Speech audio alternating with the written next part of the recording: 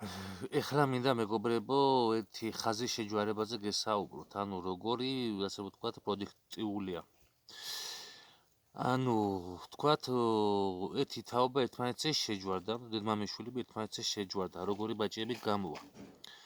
პირველ რიგში გამოვლიან პირველი თაობა, რა თქმა უნდა, კარგი, მაგრამ მაგათი შემდეგი თაობა, კიდე ერთმანეთზე შეჯვარება. გამოვა ძალიან ისეთი რა, ანუ ვთქვათ, კალიფორნიული ყავს ისევ მამალი, დედალი ყავს ისევ გოლიათი, ზოგი დაემგვანება დედა, ზოგი დაემგვანება მამა, ზოგი სადღაც შუალედში იქნება და აქედან ახლა თავარი რამელი უნდა ავარჩიოთ ჩვენ.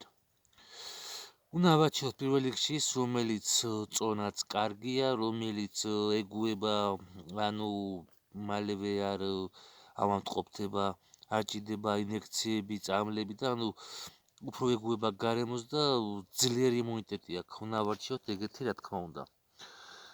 და მაგასთან ისევე უნდა შევაჯვაროთ დიდი ალბათობით სხვა კურდღელი. ანუ მამას ხო ვერ შევაჯვარებთ, რა თქმა უნდა ვერ შევაჯვარებთ მამას, იმიტომ რომ ძალიან საშინელი ბაჭიები გამოვლიან. ის კი გამოვა კარგი, შუალედი, თქვათ, მამათი დაყრილი.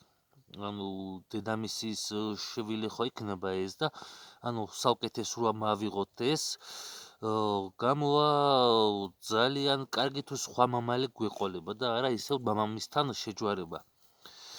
ამიტომ ასეთ დროს საჭიროა უნდა გყავდეს მცირე სამი მამალი მაინც, სხვადასხვა ხაზები ისევ და ისევ. ანუ კალიფორნიული იყოს და სხვა გენი იყოს, სხვა ხაზი იყოს და ამ შემთხვევაში სუსტებს რა თქმა უნდა გაყიდით, ან დაკლავთ, ან მოიხმართ, როგორც გინდათ ისე გააკეთეთ და დაიტოვეთ ძლიერებს. როცა დედმამიშვილები შეჯვარებულები არიან ერთმანეთზე, კიდევ შეგიძლიათ მაინც გადახარისხება და სულ ყველა არ გაუშვათ. და შესაძლებელი არის, რომ კარგიც იყოს, შესაძლებელია სუსტი იყოს, მაგას ვერ გაიგებ ინდივიდია და მაგას მონიტორინგი ჭირდება, რა თქმა უნდა და უნდა დაახარისხოთ რომელიცაა და ესე შემდეგ.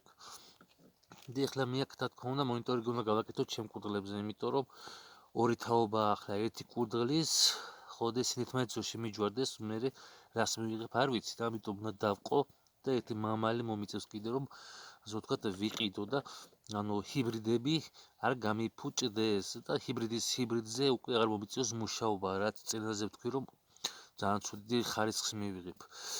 მადლობა მეგობრებო ყურადღებისთვის და გამოიწერეთ არხი და ლაიქეთ თუ მოგწონთ ჩემი ვიდეოები და კიდე დაგიდებთ კურდღლებზე ბევრ ინფორმაციას.